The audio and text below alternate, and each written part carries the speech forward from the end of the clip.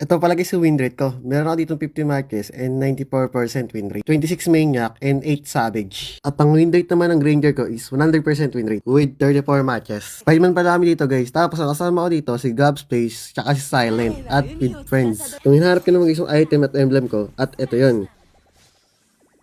About naman sa rotation guys, ang madalas kong inuuna, itong red buff. Nire-retry ko agad tapos per skill para mas mabilis makuha guys. Pag nakuha ko na guys, lumilipat naman ako dito sa maliit na monster na to. Hindi na muna ako dumidiretso sa blue buff ko guys. Pag nakuha mo, kunin mo naman tong maliit na monster dito sa baba kasi nagiging dalawa to guys. Medyo malaki rin yung pera nito. Pero tingin-tingin ka rin guys sa mid lane kung pwede mo talaga dalawa nitong bottom lane. At kung mapapansin nyo, yung Kadita tsaka Chu, papuntang taas, Matic, may chance na pumunta sa blue buff or sa top lane. Kaya walang tutulong dito kay Terizla. Tapos pwede mo naman kunin tong Crab. Malaking XP to guys, lalo na XP lane to. Pagdating naman dyan, direkta naman ako dito sa farm na to. Siyempre, may mga unexpected na mangyari, may mga kalaban, minsan wala. At ikaw na bahala kung ano i-react mo dun guys. Pwede ka tumakbo or hindi. Pagdating naman sa pagbabasa ng rotation ng jungle guys, di ba sa baba ng kalaban, wala nang jungle. Kaya matik yan, sa taas na pupunta yung harit. Pero kunin mo muna tong blue buff mo guys, kasi laking experiment to. At dahil wala na kayong parehong farm sa bottom lane, matik, pupunta yun sa top lane lahat.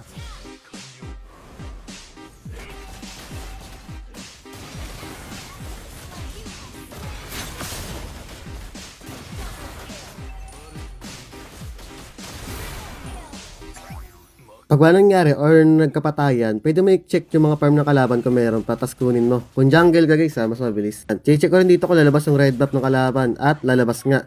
Pero ang ginawa ko dito, hindi ko kinuha yung red buff ng harit, hinihintay ko siya. Para makita ng harit, lumabas na pala yung red buff ko, kukunin ko nga. Pero ang hindi nga alam, inaabangan ko na siya dito. Kasi guys, kung wala magpe-paycheck, 100% pupunta siya dito. Kasi wala pang farm sa bottom lane at ang kinuha niyang first buff, itong red buff. Kung pupunta siya sa bottom lane, meron doon turtle tsaka crab. And which is malayo nga. At tsaka guys, pwede mo pala i-clear yung mga minion, pero sa mga kampi mo, mapupunta yung XP. At sakto nga guys, pag turtle ko, tinama nga to si Clint, kaya pinatay na namin din.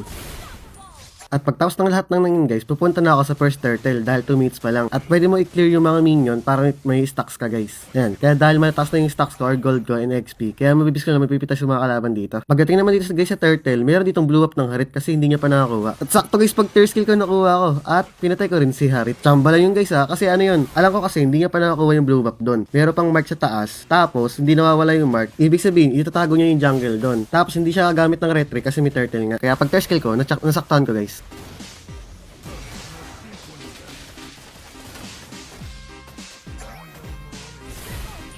Pagkaubos ng kalaban, kinuha ko tong farm dito. At hindi ako nag-turtle guys. Ang ginawa ko dito, pumunta ako sa maliit na monster kasi ay lang mayroon sa kanila. Matic na ganyan yung harit guys. Mas better ganitong rotation guys, itong tinatawag na snowball. Kasi kung makikita nyo, level 8 na ako, tapos mga kalaban, level 4 pa lang. Bali kahit pagtulungan ka ng dalawa, hindi ka mamamatay.